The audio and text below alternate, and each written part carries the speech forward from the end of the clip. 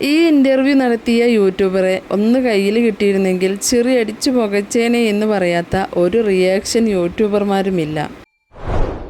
മറ്റേ ദാസേട്ടനുമായിട്ട് ആ ഒരു ഷൂട്ട് ചെയ്യുന്ന ടൈമിൽ വിളിച്ച് പറഞ്ഞിട്ടുണ്ടായിരുന്നോ? ഉണ്ട്. അന്നേരം എന്താ തോന്നിയേ? തോന്നിയില്ല, അത് അമ്മയുടെ ഇഷ്ടം. ചേട്ടൻ കൊല്ലം സുധിയുടെ ആദ്യത്തെ ഭാര്യയിലെ മകനെ ഇൻ്റർവ്യൂ ചെയ്യുന്ന കാര്യം തന്നെയാണ് പറയുന്നത്. അമ്മ ഇല്ലാതായപ്പോൾ ആ നഷ്ടത്തെ മറികടക്കാൻ അച്ഛനെയാണ് ആ മോൻ ആശ്രയിച്ചത്. അച്ഛൻ വേറൊരു കല്യാണം കഴിച്ചപ്പോൾ അവരെ അമ്മ എന്ന് തന്നെ വിളിച്ച് കുറവ് നികത്താൻ കഴിയില്ലെങ്കിലും സമാധാനിച്ചു. താമസിയാതെ സുധി എന്ന അച്ഛൻ കൂടി അപകടത്തിലൂടെ മരിച്ചപ്പോൾ ഇനി അച്ഛനും തനിക്കൊപ്പം ഇല്ല എന്ന് സത്യം ഉൾക്കൊള്ളാൻ ആ മകൻ എത്ര വേദന അനുഭവിച്ചിട്ടുണ്ടാകും. ഇപ്പോൾ അമ്മ എന്ന് വിളിക്കുന്ന രേണു സുധിയിലാണ് അവൻ്റെ വളർച്ചയുടെ പ്രതീക്ഷ. രേണു നാട്ടുകാരുടെ മുന്നിൽ എന്തും എങ്ങനെയും ആവട്ടെ, മക്കൾക്ക് അമ്മ ആവാതിരിക്കുമോ അവരെ മക്കളാൽ വെറുക്കപ്പെടുന്ന ഒരു സ്ത്രീയാണെന്ന് വരുത്തി തീർക്കാൻ ആ ഇൻ്റർവ്യൂ നടത്തുന്ന സ്ത്രീ മകനോട് ആവശ്യപ്പെടുന്നതായിട്ടേ ആ സംഭാഷണം കേൾക്കുന്ന ആർക്കും മനസ്സിലാകൂ.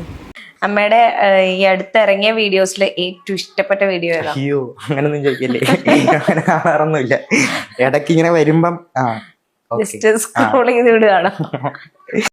കുത്തി കുത്തി ചോദിക്കുക എന്നൊക്കെ പറയാറില്ലേ, അതന്നെ ഇവിടെ നടന്നത്. രേണുപ്പോൾ കുറച്ചേറിലാണല്ലോ. അതുമായി ബന്ധപ്പെട്ട് വീട്ടുകാർ രേണുവിൻ്റെ പല കാട്ടിക്കൂട്ടലുകൾക്കും എതിരാണെന്ന് വരുത്തി തീർത്ത് അത് ആ മകൻ്റെ വായിലൂടെ തന്നെ പറയുന്നത് വീഡിയോയിലൂടെ പബ്ലിസിറ്റി ആക്കിയാൽ ഇപ്പോഴാണെങ്കിൽ അതിന് നല്ല മാർക്കറ്റ് ഉണ്ടെന്ന് മനസ്സിലാക്കിയിട്ട് തന്നെയാണ് ആ ചാനൽ ഈ വൃത്തികേടിന് തയ്യാറായത് എന്നതിന് ഒരു സംശയവുമില്ല. ഫ്രണ്ട്സ് ഒക്കെ പറയാറുണ്ടോ എടാ അങ്ങനെയാണല്ലോ, അവർക്കും അറിയാം കാര്യങ്ങൾ, അപ്പം അങ്ങനെയൊന്നും കമന്റ്സ് ഒന്നും ഫ്രണ്ട്സ് ആയാലും പറയാറുണ്ട്. സുധിയുടെ മകനെ കുറിച്ചോ പഠിപ്പിനെ കുറിച്ചോ അവൻ്റെ ഫ്യൂച്ചറിനെ കുറിച്ചോ അല്ല അവർക്കറിയേണ്ടത്. അവർക്കറിയേണ്ടത് രേണുവിൻ്റെ ഇന്നത്തെ കാട്ടിക്കൂട്ടലുകൾ ഞങ്ങൾക്ക് ഇഷ്ടമല്ല എന്ന് ആ മകൻ പറയണം എന്ന് മാത്രമാണ് അവരുടെ ആവശ്യം. ഇത്തരം അഭിമുഖങ്ങളൊന്നും അവനക്ക് പരിചയമുണ്ടാവില്ല. എന്നിരുന്നാലും ആവശ്യമില്ലാത്ത അല്ലെങ്കിൽ അവർക്ക് ആവശ്യമായ വാക്കുകളൊന്നും അവൻ പറഞ്ഞില്ല. ഈ ഒരു അഭിമുഖം എടുക്കാൻ ആ ചാനൽ സുധിയുടെ മോനെയാണോ രേണുവിനെയാണോ സമീപിച്ചിരിക്കാൻ ചാൻസ് എന്നതും സംശയിക്കേണ്ടിയിരിക്കുന്നു. കാരണം ആ കുട്ടി ഇതൊക്കെ സ്വയം കൈകാര്യം ചെയ്യുമോ എന്നും അതിനുള്ള പക്വത ഉണ്ടോ എന്നും സംശയമുണ്ട്.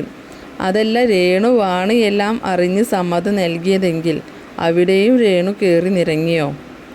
ഇവളുടെ ഈ വിവാദങ്ങളിലേക്കെല്ലാം ഈ കുട്ടികളെ കൂടി വലിച്ചിഴക്കല്ലേ. അവർ അവരുടെ ലോകത്ത് സന്തോഷത്തോടെ ജീവിച്ചു തീർക്കട്ടെ.